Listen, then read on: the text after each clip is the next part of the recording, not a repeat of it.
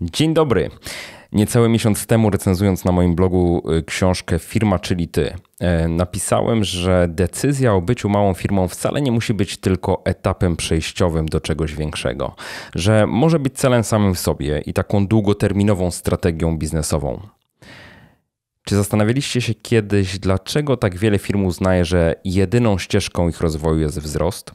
Dlaczego walczą o to, aby kwartał za kwartałem były coraz lepsze pod względem wyników? I czy na pewno te zasady, którymi kierują się duże firmy notowane na giełdach, muszą być zastosowane także w przypadku małych firm?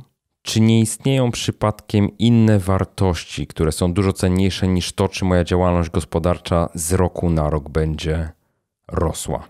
Od lat mi coś w tej koncepcji nie pasowało. Oczywiście jako inwestorowi, który kupuje akcje dużych firm, zależy mi na tym, aby one rosły. Ale już w mojej małej firmie oczekuję czegoś zupełnie innego. Chcę przede wszystkim, aby utrzymywała ona moją rodzinę, żebym mógł w niej pracować tak w sam raz, nie za dużo, nie za mało, bo wiem, że taki tryb pracy to jest jedyny tryb, który pozwoli mi czerpać radość z tego, co robię. I książka Firma, czyli ty była dla mnie w pewnym sensie uwalniająca. Uwolniła mnie od takiej presji, że coś jest ze mną nie tak, że można powiedzieć, że dała mi przyzwolenie na to, aby prowadzić swoją firmę dokładnie według własnych zasad, żeby pozostać po prostu małym, bo jeśli się chce być małym, to dlaczego by nie pozostać małym, że nie muszę zatrudniać ludzi, zwłaszcza jeżeli się w tym nie odnajduję i nie chcę być też szefem dla moich pracowników. To książka, która bardzo u mnie rezonuje, ale jednocześnie zastanawiało mnie to, czy jej autor, czyli Paul Jarvis, mierzył się lub mierzy z podobnymi wątpliwościami co ja. Na ile ugruntowany jest u niego ten taki pogląd, że nie ma niczego złego w byciu małą, jednoosobową firmą i chęcią pozostania taką. Dlatego miałem olbrzymią przyjemność przypytać go właśnie pod tym kątem. Niestety nie obyło się bez problemów technicznych, więc z góry przepraszam Was za jakość wideo z tej naszej rozmowy. Nieco kulis na temat tego, co się działo, odsłonię pod koniec tego podcastu, a teraz po prostu zapraszam do wysłuchania mojej rozmowy z Polem. Rozmowa jest w języku angielskim, ale jeżeli ktoś chce przeczytać jej tekstowe tłumaczenie na język polski, to zapraszam do mnie na bloga pod adres jakoszczędzaćpieniądze.pl/135. Good morning, Paul. Hey, good morning. Or good evening for you. Oh, good evening for me. Exactly. Good afternoon, actually. Yeah. We have a time difference here. Paul, you have written a great book, Company of One, which was just released in Poland as Firma, czyli ty, the Company of One. And but before we go to the book itself, I would like to know what was your background. So basically, if you could quickly introduce yourself and tell about your previous business experiences, where all this started. Sure. So I've worked for myself for 20 years now. It started in the 1990s when I became a web designer. So I was doing web design and online business consulting for clients, like big clients like Microsoft and Mercedes and entrepreneurs. And probably about 6 or 7 years ago, I started writing and making my own products like books and courses and software. And through that whole time, I've always been focused on not growing a large business.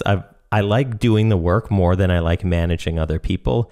So I never wanted to hire somebody to do the job I wanted to do and have to manage them. So the way that my business has always worked has been to keep it very small and contained and focus on making it better instead of making it bigger.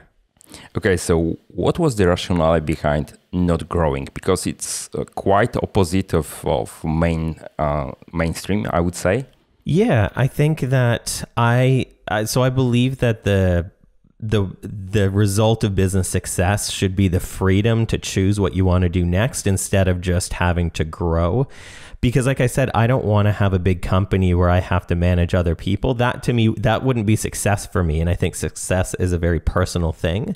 So I would rather I would rather, if I'm in charge of the company, if it's my business, then I should be able to say how the business works and what I want to do and what I don't want to do. And for me, I've never wanted to have an office or have a commute to it or have a lot of employees. I've always just wanted to kind of do my own work, sit in my home office and get things done. And that to me feels like success. For other people, it might not. But for me, because it's my business, that's what feels right for me. Okay, but were there any drawbacks of such approach to business? And didn't you have worries that you are really not a real businessman because you are not thinking about extending your business to the beyond of everyone's expectations? Yeah, I mean, I think it's just a societal thing where people will tell you, oh, well, if you're not growing, you're dying, or you can't be a legitimate business person if you're in your pajamas in your home office. But I don't know, like, I feel like I guess it just doesn't matter to me. I don't want to run a business for the perception of other people. I want to run a business that, one, makes profit because it's a business, it has to make money, and two, makes me feel like, okay, this is something that I actually want to do. Because running a business is hard, right? So I would rather run a business in a way that I want instead of, well, this looks good for other people. So, I mean, people, I guess in the beginning, people probably questioned me more, but because I've been doing this for so long and because I've done well with it, the questions have kind of fallen away. Because people see like, okay, well, he is actually doing well, doing it this way. And so I'll have less questions about it. Okay. But were you always such focused person and dedicated to the company of one model, or you evolved into this direction? Because, when we start in business, we look for different influences and we try to model the companies which are already there. And I'm just thinking, because I'm working in exactly the same model. I mean, I'm the company of one. I'm not hiring anyone. My business is 6 years on the market right now. It's based purely on blog and my products. And of course, I had many opportunities into growing into bigger company, hiring assistant, hiring people, which would probably help me do a lot more projects than I'm able to conduct right now. And honestly, I was really thinking very long about what are my priorities, and I was suspecting myself of cannibalizing my business actually. So basically that's the impact of the external world on my way of thinking, and I'm just trying to get into your head and see how that looked from your perspective. Yeah, I mean, it has, I guess in the past, it was always a little tempting to grow because especially when I was doing client work, I was always booked 6-10 months in advance. So if I had hired more people, I could have done more work, done more clients, made more money. But I think I always challenge that, and I haven't ever been tempted enough to take action to grow a bigger business because it always came down to, for me, like, how do I want to spend my day? Right? Yeah. Like if I don't like managing other people and I grow a big business, then my day is going to be spent managing other people. And the thing about profitability too is if I'm the only employee of my business and my margins are low, then I can essentially make more money now than if I had employees and an office and overhead. So I think that we need to question the why. Like, why do we, if we want a big business, why do we want it? Do we want it because society tells us, well, you're not a legitimate business person unless you have a big business? Or do we want it because we actually do? There's some people who do like managing other people. And I'm glad that people like that exist because it's not me. So I think it depends on the individual.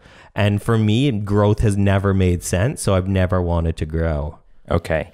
So that I now know how do you work, but I'm thinking about whether this model, for what kind of companies this model is applicable. So if you could extend on the idea. Yeah, I think it's applicable to a lot of businesses. I think the way that the internet and technology works now makes it easier to do things. I just think about 20 years ago, if somebody came to me and said, I want an e-commerce website, it would take probably 6 months to do that. You have to go to a bank, you have to get a special type of bank account in Canada and the States. And nowadays, I can just sign up for Shopify or a similar service in about 15 seconds, right? So I think that there's ways to do it. Yeah. Even in the book I talk, there's a lot of tech and digital companies because that's the background that I have, but there's even examples of companies like Peel who make iPhone cases. They're a company of probably 3 or 4 people, and they have a partner that does manufacturing for them. So they don't need to be a manufacturer. They have a company that fulfills orders, so they don't have to do that. So I think in working with the right partners and having the right people in your supply chain for whatever it is that you do, you can make it work. If you want to have a small business, then you can make it work for whether it's a physical product or a digital product or anything else. So I think there's ways to do it that way. If that's something that feels important to you, there's ways to do it regardless of what you do or sell. Mm-hmm.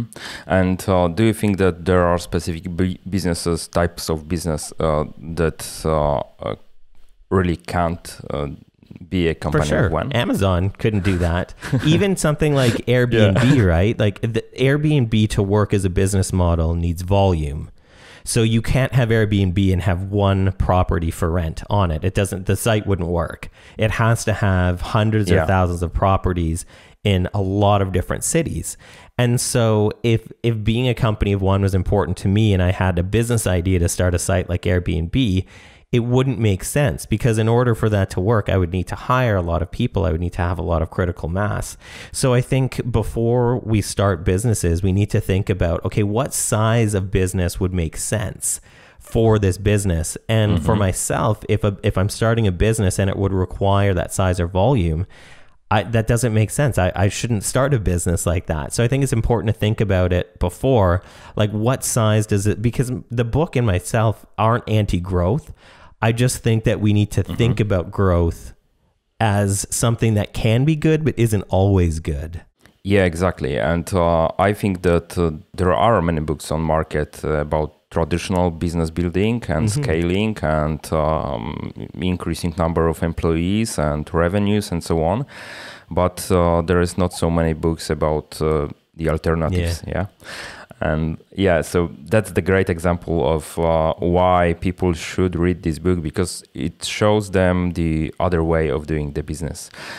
And I will get to a few ideas mentioned in the book, and one struck me very hard because in chapter 9 is called "Teach Everything You Know." I just wonder, why do you think it's so important to share all the information that in traditional businesses are really treated as the company secret, and company knowledge, and are treated as the advantage against competitors and so on. And you say, teach everything you know. Yeah, I think that it's important to consider that ideas aren't currency, execution is currency.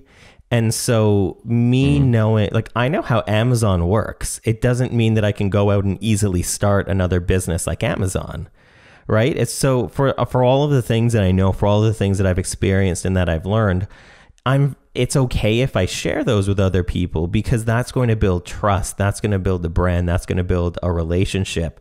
Whereas if I thought everything that I knew was a secret and I held it in, nobody would know my expertise. It's just like me writing a book is in essence me sharing every single thing that I know on a topic.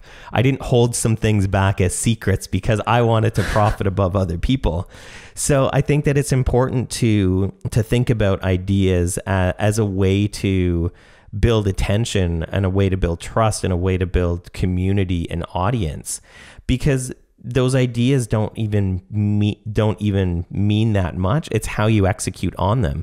I could show you how to write a book, and it doesn't mean you're going to write the exact same book as me. I could show you how to build an online course. It doesn't mean you're going to have the same course. And even if you had a similar course, just because one thing exists in the market doesn't mean that nothing else can exist. I think markets exist where there is competition. I teach a freelancing course. There's thousands of freelancing courses. It doesn't mean that one takes away from the other. The market is so big that people are going to be, some are going to be drawn to what I have to say. Some are going to be drawn to what other people have to say.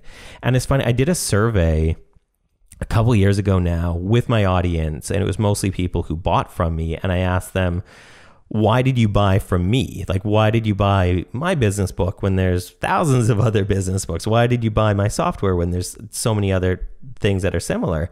And they said, it's because you're the one who created it. You're the one who I trust.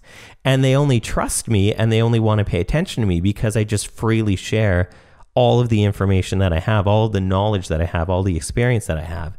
And I do so all the time. I'm a mailing list called the Sunday Dispatches. So I send an email with an article in it every Sunday. I've done that for 6 years. And that's where I share all of the things that I know. And it's never harmed my business. It's never made me make less money because I share all the things that I know. In essence, it's the reverse. I make a lot more money because I share all of the things that I know. Do you think that it's easy to build such trust right now? Yes and no. I think that patience is required. Like my audience, I've sent out an email once a week for 7 years, and I've never missed a Sunday. So that kind of consistency and cadence builds trust, right? Because I have something that people find valuable, which I didn't know until I started sharing was valuable, people didn't start paying attention, right? Because I share my honest, unfiltered opinion about things, people, even if they disagree, they trust what I have to say. And I think having a point of view, having an opinion, having a strong perspective on something can push some people away, but it can also draw the right people closer to you, where people will trust you a little more. So I think it's hard to build an audience. Like I fully agree, especially nowadays, the market is saturated, but it doesn't mean that it's impossible. It doesn't mean that everybody else should just be like, oh, there's enough influencers in the world, there are enough thought leaders. Like I'm just not even going to try. There's always room for more, and there's always room for new ideas and perspectives. I'm just wondering, because that's my way of operating is comparable to yours. I mean, I have the same objectives, and I also make very transparent articles where I publish all the information I have. I'm showing the background of my work and so on. And people get excited, more and more excited, the more I share. Yeah, so basically that's the way the trust is built on my side. And but on the other hand, sometimes I'm just questioning my authority, because I know that many people, more and more people follows me. And basically, I'm questioning whether I am really the good source of information, the best source of information for them. Yeah, and I would say it's when you set the bar very, very high for yourself, and it's more and more difficult to jump over. Yeah, basically, because you know that there are one thing are people expectations, and then the second thing is that I try to be responsible, yeah, for what I do, and basically sometimes make me wondering whether I'm really delivering the top-notch content at the moment. Yeah. So yeah, and I'm just wondering whether do you have such thoughts, I would say. Yeah, definitely. I mean, I think that it's good to have a little bit of self-doubt. I think that can kind of offset the hubris or ego that we kind of need to have to share things publicly. So I think having that, and I think that it's what you said, I think is extremely smart and important to consider the consequences of what you share. And it's something that I think about as well is, if I'm going to share this take on this topic, what can people do with it that may be good or may be bad, right? So I want to make sure that the things that I'm sharing, and there's some topics that I won't write about because I don't know the consequences of people saying like, okay, I trust Paul, I'm going to do what he says here. I don't want that to ever harm somebody. So I'm not going to write about certain things. So I think having that bit of self-doubt, I think, is important.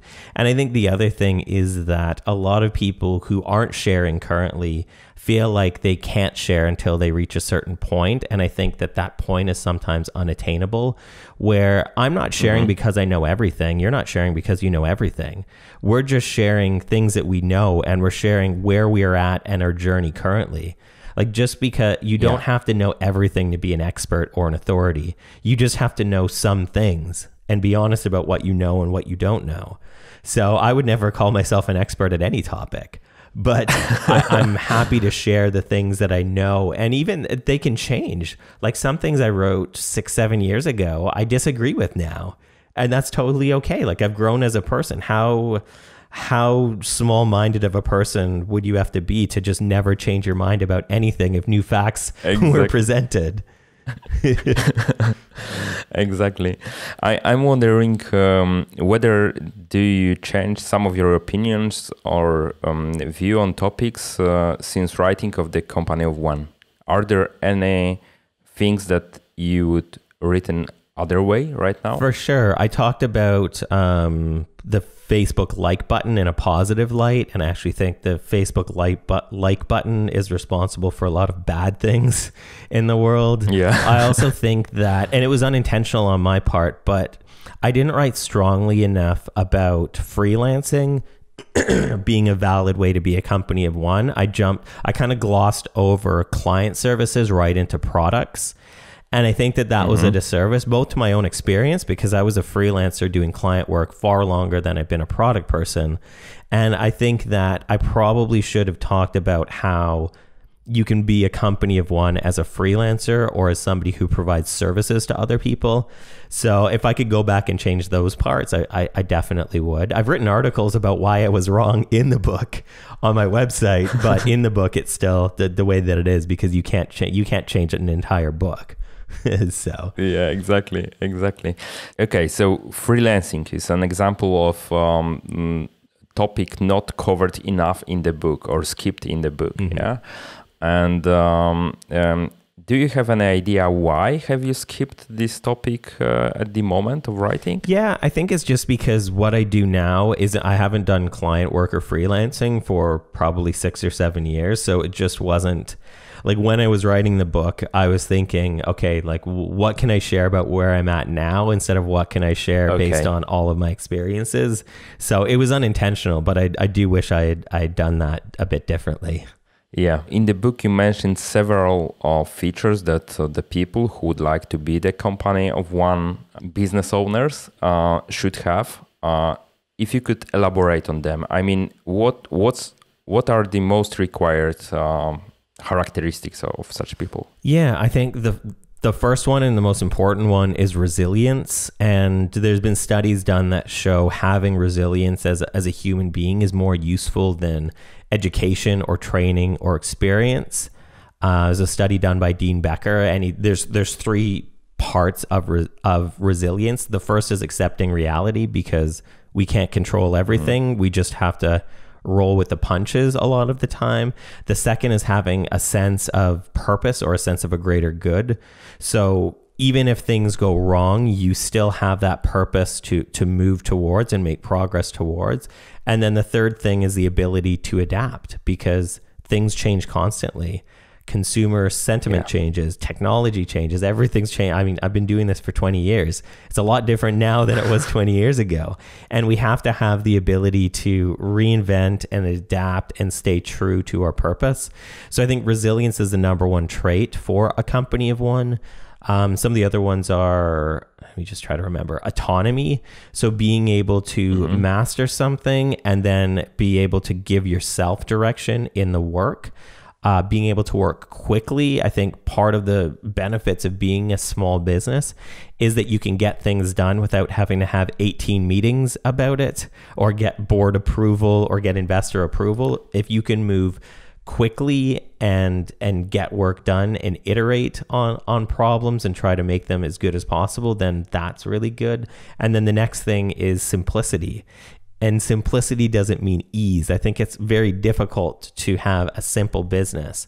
But if you can come up with things in your business that are, say, simple rules, simple processes, simple systems, then if you take the time to set those simple things up, which does take a lot of time, then it can be faster to move forward, faster to execute on ideas. And I think a lot of times we solve problems by adding more to them. And that's not always, it's easier to do that, but it's rarely better to do that. Can you give the examples of things that you simplified in your business? Sure. So thinking about things like, say, for a software product, if my company is getting a lot of support requests, the easiest way to solve for that is to hire a support person or another support person to build the team. But the way to simplify that is to think about, okay, what are the problems that people are coming to me with? How can I make the software better so they ask less questions? How can I make the onboarding better so they understand how to use the software faster? How can I provide, say, tutorial videos or articles or something so they can understand without having to get in touch with support in the first place? So all of those things would simplify, but they wouldn't be adding more to the problem. They wouldn't be solving the problem with more support people. They'd be solving the problem with a simpler way to achieve less support communication, right? So doing things like that, I think, are really important. But because they take a lot of work and a lot of thinking and a lot of problem solving, people are just like, oh, I'll just hire another support staff. Yeah. If you could compare the companies of one versus bigger companies, what kind of advantages do you see in staying small? Yeah, I think the larger you get, the less freedom you have. Like you end up, as you build a big business, you end up having to make decisions, not because you want to, but just because the size of the snowball rolling down the hill is now this big, right? So you end up having to make decisions that appease investors, or appease a board of directors, or appease the rest of the C-suite. So I think that in having a smaller business, you can make decisions that are best for your customers, which always seems like a good idea to me, and best for the type of business you want to run. And like I said at the beginning of our conversation, I think that having success in business doesn't mean you necessarily need to grow your business. It means that you now have the freedom to decide what growth makes sense and what growth doesn't make sense. Because a lot of times growth comes with a lot of obligation, right? And I don't want I want to be free from obligation and stress as much as possible. So I want to enjoy my life, and I want to run a business that supports my life instead of having a life that solely exists to support my business. So how does this apply to Paul Jarvis' life? I mean, how do you structure your life? What's the priority for you right now when you have the company of one? Yeah, I mean, I definitely like to work hard to get the work done, but I think for me, I work hard so I can finish the work. A lot of people work hard so they can pile more on their plate. Okay. And so I work probably 4 to 6 hours a day. That's it. I don't feel like I need to work more hours than that. And I feel like if I give myself that constraint, I can be more productive. Because if I give myself 16 hours to work, I'm going to be working a bit. I'm going to be on YouTube a bit. I'm going to be on Twitter a bit. But if I give myself just a smaller amount of time every day, then I can get the work done. I don't feel burnt out or stressed out all of the time. And it just... I have other aspects of my life that I enjoy. So I want to have a business that also lets me enjoy the other aspects of my life and my hobbies and my interests. That's great. That's great. I'm interested in your opinion about the hustle way of living. I mean, there are people who are pushing all the time, who are trying to make look them busy, look them being in the process all the time, working all the time, being available to the others all the time. And I'm just wondering what's your opinion on that? That's the first thing. And the second thing, how if you have a different approach, then my question is, okay, how do you handle customer requests, for example? Yeah. So I think that hustle culture is like Soviet style propaganda, to be honest. Like it seems both useless and also harmful. I think it's propagated by people who benefit from workers working harder.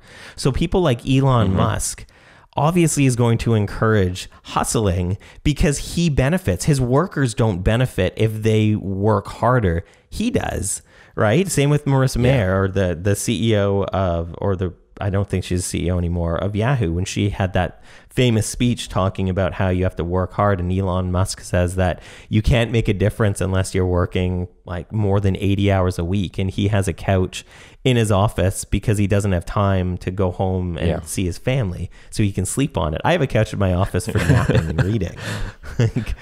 So I think that the whole hustle culture is misguided. I think that productivity is good, but I think productivity should be trying to get your work done in an efficient way so you no longer have to work. I should be rewarded if I can get 8 hours of work done in 4. I shouldn't have 200% more work because I got it done in half the time. And so I think the people at the top encourage this, and rightfully so, because it helps them make more money. It lines their coffers. If what's his name? Jeff Bezos has the people in their fulfillment centers have these little scanners that tell them how long it should take them to walk from one end of the factory to the other to pick up an order. And they have to be as efficient and hustle as hard as possible. And he's worth like $120 billion, and they make $15 an hour. Like, I think it's exploitive to perpetuate this like rise and grind hustle culture, because it only benefits the people at the top. Even if you work for yourself, it doesn't benefit you because you're eventually going to burn out or stress out or not enjoy your life. What was the second part of the question? I forgot now because I got off on a tangent on the first part. Okay, so if you are not hustling, then the question is, the pushing all the time, being available all the time, the question is, how do you organize customer support? How do you serve customers if they have urgent needs? Yeah, for example. So like I said, I would never start a business that would require a lot of scale and mass. Like I would never start an Airbnb. I would also never start a business that had mission critical things. So I would never start a business that required me to be available 24/7. That sounds like a nightmare of a business to run. Like I wouldn't want to wait. If it's 3 a.m, if it's 11 o'clock at night, I'm asleep already. I don't want to be woken up. So all of the businesses that I run don't require urgent support. The first thing I do in the morning is I wake up and I clear out the support queue for the products that I own. I think that having good customer support is absolutely necessary, and treating customers like they're the most important people, more important than leads, is very important. And I care a lot about that. And I care about making things right with customers if things go wrong. But I'm going to do that once a day. I'm going to get back to people within 24 hours. I think that that's reasonable and humane to have that kind of limit, as opposed to I'm going to reply to you within 15 minutes, day or night.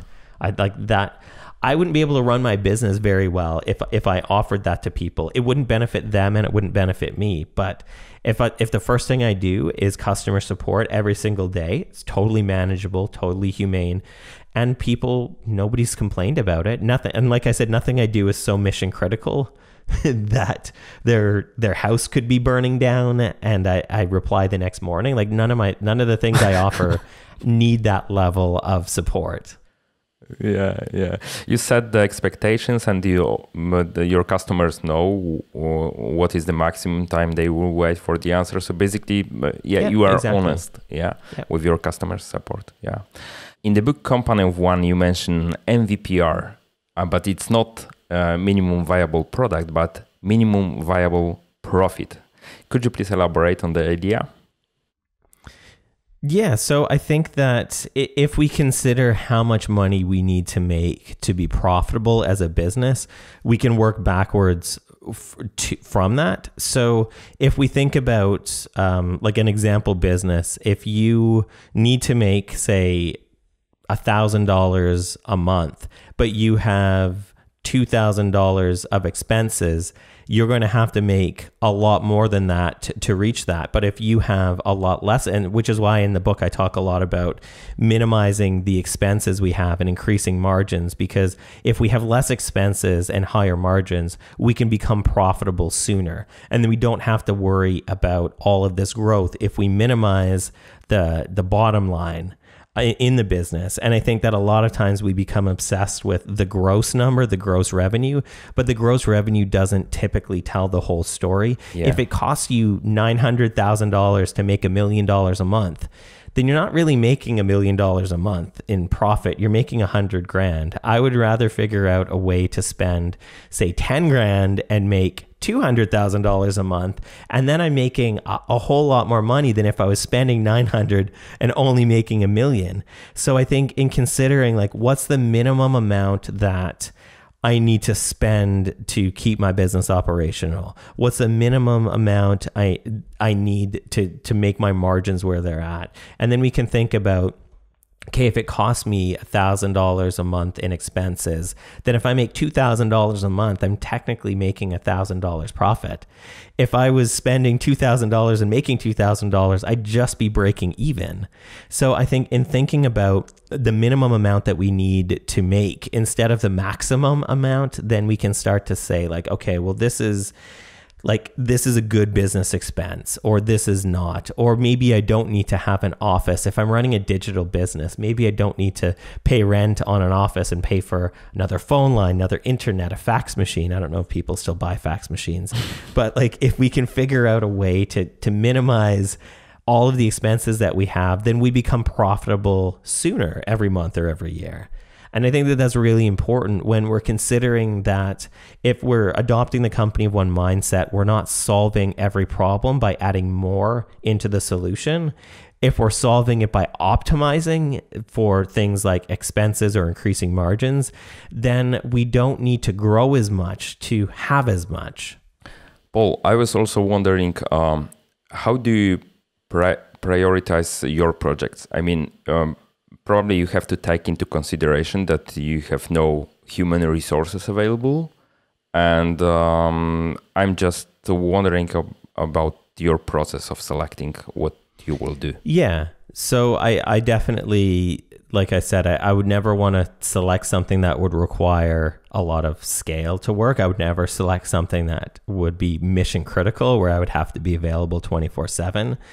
I also look for projects that I can do with either the skill set I have or the skill set that I can have with myself and a business partner, which probably half of the products that I sell, I have a business partner, a different business partner for each with. And I always like to do things one at a time. I don't think that I could do things where I have to work on like 8 different things in a day. So I typically prioritize like a week or a month of work on a specific thing. So if I'm writing a book, I'm not writing a book, releasing a new version of software, updating a course, and doing like 16 other things. If I'm writing a book, then I have 2 or 3 months to write the book. If I'm working on a new version of software, then I'm just working on that. And so I kind of do things in a sequence as opposed to all of the things all at the same time. I feel like that would be very stressful, and I don't think I'm smart enough to do it that way. Yeah. Yeah. Okay. So can you tell me how many new projects do you take or conduct every year? Usually one at the most. Like last year was Company of One, the book. This year is Fathom Analytics. The courses I've taught for years. It's not very many. Like I do so few things because all of the things that I do at this point require a lot of work, but they also require a lot of maintenance. So I know that if I'm releasing a book, I'm going to have to do hundreds of interviews. So me finishing writing the book isn't the finish line for me. It's probably about 40% of the way of the progress. Same with software. I know that if I'm going to release a new version of software, I'm going to have to start promoting it. I'm going to have to start, there's probably going to be more support requests because there's new features. There's always going to be things that cascade past the point of what some people would think, okay, this is the finish line. It's typically, you're only about halfway done the race. There's still so many more things. So I always try to consider the obligation or the maintenance costs of the opportunities that I take on, because every opportunity has an associated maintenance cost to it. Right? So I take on very few things. I say no to most things, and because I don't want to have more than I can handle. Okay. And about saying no to things, do you have a review process for the projects that you have taken on? I mean, are there projects that you, for example, cancel during the project because you realize that they are taking too much time, or you have not estimated the effort required in the proper way? I have canceled more products than I currently have active, because things sometimes, there's unintended consequences sometimes for decisions that you make, and you can't be aware of them, unfortunately, until after. I had a business that was selling minimal WordPress themes for a while, and it was profitable, but it required so much support. Half my day was taken up with support requests. And it just wasn't, I hated it, to be honest. Like it wasn't fun that I couldn't be creating things. I just had to be supporting things. So I shut it down. I've sold 2 software businesses, possibly a third in the last 2 years, because I was the right person to make the product. I'm not the right person to operate the product long term. So I'm happy to sell things or cancel things if they're no longer working for me or no longer working for customers. How does that process in your head look like? I mean, how do you validate whether it's worth to pursue the project or just cancel it? Yeah, I mean, it has to be profitable. If it's not profitable, I'm going to shut it down because it's a business, not a hobby. So it needs to needs to make money. Yeah, it needs to make money, because if a business is making money, then it's sustainable. Businesses don't shut down because they're too profitable. They shut down for other reasons. So profit first has to be the first thing. The second thing is how it's affecting my time and my life outside of work. If it's something I'm thinking about and stressing about, even when I'm not working, I don't want to do it anymore. Like that's just too much of a mental load for me if I'm worried about it, even if I'm not working. And it also has to be able to, because of the way that I work, where I work in sequence, where I'm working on one specific thing for a little bit of time, if the project requires me to jump in and do work in that time where it should be dedicated to something else, I'm probably going to not want to do it. So, which is why I like things like books. You can do it as one person, as a writer. You can write the book. You can spend your time writing and then promoting, and then you don't have to do as much of it as time goes on, and you can write another book. And so things like that, for the type of life that I want, for the way that I like to operate, make a lot of sense. Like there's no mystery or just happenstance. Unexpected there's things. All of the things that I do, I've been very intentional about. I'm doing these things for a reason, not just because I felt like them or that seemed like a good idea. All of the products that I sell, all the ways that I make money, has been very intentional to stick with the company of one mindset that I like, and and how I operate, and what works for the business that I have and how I want to run it. Do you consider yourself a lazy person or rather workaholic? I think I'm somewhere in the middle, because I do like I work because it's work, not because I love the work. I work because it's something that I do that makes money and that helps other people. And so, but definitely, like if I'm done my work and I just want to sit on the couch and watch TV or go to my garden or go for a bike ride, I'd rather be doing those things most of the time. But I know that in order to live the life that I want, I need to do some work as well. So I am pretty driven with, I do like to create things. I do like to put things out into the world and release them, but I'm not going to kill myself and hustle too hard to put them out. So I think I'm somewhere in between where I'm driven enough where I've worked for myself for so long that I'm motivated internally. I don't need somebody else to tell me what to do to get it done because basically my entire adult life has been working for myself. But I'm also not going to bust my butt to do things and put and forsake everything else in my life to do them. Do you think that you will be working even if you would take the money out of equation? Maybe. I've thought about that, and I've thought about like, okay, I can retire at some point soon because I'll have enough in savings, but I just don't know what that would look like. Like, I honestly don't know what not having work for a bit of every day would look like. That'll probably change as I get older, but I don't know. The work is meaningful to me, and it does serve a greater purpose for me, so I like doing it. I would probably just work less, I guess, if I reached my financial goals, but I still like working a little bit. Yeah. I don't like working. I like the point at which something is ready to release into the world. Yeah, the result of the work. Yeah. And the way that people react of seeing or using your product and so on. Yeah. The reason I'm asking the question is because based on our talk, I see that you are kind of person that already knows what would like to do in his life, and you are already doing it. So basically, I was at the point because I'm actually financially free person. So basically, I found myself in a point where I have to decide, okay, what is the reason why I should be working more and more, and after that point, and I realized that money is only a small fraction of the equation, and you said the other part is you like to create, and probably as the creator, you like to see how your art, I would say, is accepted by others, and I realized that's what drives me basically. I like to do the work, and I felt that I actually spent some time not working, and it was quite a long time, over a year, and I realized it doesn't make me happy. I mean,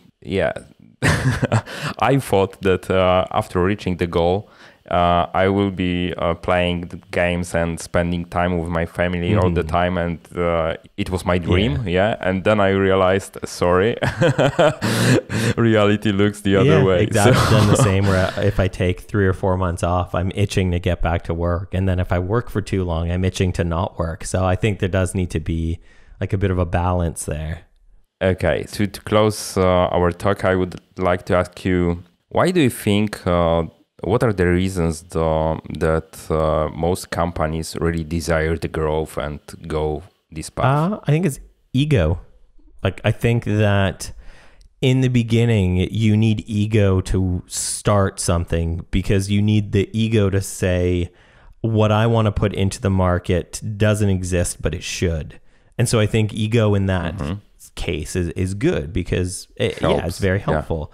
But I think at some point, the growth just serves our ego as opposed to our needs or the needs of our customers. And I think that societal perception is a much bigger thing than we give it credit for, because we see that, okay, well, the way that capitalism works is you grow and you defeat your competition and you take over a market and you have investors and you have a board of directors and you go public, and nobody really stops and says, like, should I do that? Like, is this going to benefit me? Is this going to benefit my customers in some way? And I don't care. Like if somebody thinks that, oh, Paul, you don't have a legitimate business, you have a lifestyle business. I'm like, cool. That's great. I make a ton of money. I like my work. I don't have to work too hard. If that's a lifestyle business, and I have an amazing lifestyle business, because I think every business is a lifestyle business. I think if you run or work at a huge company, you have a very specific lifestyle that's prescribed to you by that type of business. I would rather have the type of lifestyle that I want to have based on the business I have, as opposed to just, well, your business is this big. This is the life that you get because you have a big business. So yeah, I think a lot of it's social perception, but I think that we can change that, or we can buck that and not have to prescribe to that just because it looks good to other people. Yeah, exactly. Good closing point. Paul, if people would like to find more about you, about what you do, where they should look for the information? Sure. My website, pjrvs.com, or if you Google Paul Jarvis, like I said, my newsletter, I write it every week. And that's the best place to keep up with the things that I do. And also check out the book Company of One, which is available in Polish, which is awesome. Yeah, Firma, czyli ty in Polish. Yeah, and that's it was great to talk to you, man. Thank you very much. Thank you. This is a great conversation. Thank you. No i to już koniec. Jeśli spodobała Ci się rozmowa z Polem, to bardzo mocno zachęcam do lektury książki Firma, czyli ty. Można ją kupić w moim sklepie internetowym na stronie jakoszczędzaćpieniądze.pl/sklep. A w notatkach do tego odcinka podcastu, przypominam, pod adresem jakoszczędzaćpieniądze.pl/135 znajdzie się także link do mojej recenzji tej książki. I na koniec mam taką małą wskazówkę. Jeśli kiedykolwiek, podobnie jak ja, będziecie się umawiać na tego typu rozmowy pomiędzy rozmówcami, którzy są zlokalizowani w kilku strefach czasowych, to nie ufajcie internetowym takim stronom, które przeliczają czas, bo no rzeczywiście popełniłem ten błąd i niestety te strony również mają swoje błędy i błędnie dokonują takich konwersji. Niestety przy nagrywaniu tej rozmowy doszło właśnie do takiej pomyłki. W efekcie nagrywałem ją w dużym pośpiechu. Nie byłem wystarczająco dobrze przygotowany jeszcze do tej rozmowy, bo zaistniała ona godzinę wcześniej niż planowany czas. I można powiedzieć, że przez tą moją pomyłkę doszło do tego, że w zasadzie przez całą rozmowę nawet nie miałem jak spojrzeć na pytania, które sobie zanotowałem do Pola. Nie zdążyłem ustawić kamery, która by kręciła mnie i w efekcie ten obraz jest taki szarpany, bo był nagrywany kamerką internetową przez Skype'a wyłącznie. No więc no cóż, nawet Michał Szafrański popełnia takie błędy i też mi się takie problemy przytrafiają. No a później cała rozmowa jest, można powiedzieć, w dużej mierze improwizowana. I pewnie dlatego też widać w tej rozmowie trochę moje zdenerwowanie, bo nie dość, że po angielsku, nie dość, że z osobą, którą bardzo cenię, to jeszcze wyszło na to, że po prostu mega nieprofesjonalnie się zachowałem w stosunku do Pola. On oczywiście był rozbawiony tym faktem, ale to nie zmienia postaci rzeczy, że mogła być to jeszcze fajniejsza i lepsza rozmowa, bo kilku pytań, które planowałem mu zadać, po prostu mu nie zadałem, gdzieś tam uciekły z głowy. Ale niemniej jednak mam nadzieję, że mimo wszystko była to rozmowa dla Ciebie wartościowa. No i to w zasadzie już tyle na dzisiaj. Także z jednej strony trochę przepraszając, ale z drugiej bardzo Ci mocno dziękuję za ten wspólnie spędzony czas i życzę Ci skutecznego przenoszenia Twoich celów finansowych na wyższy poziom. Trzymaj się, do usłyszenia.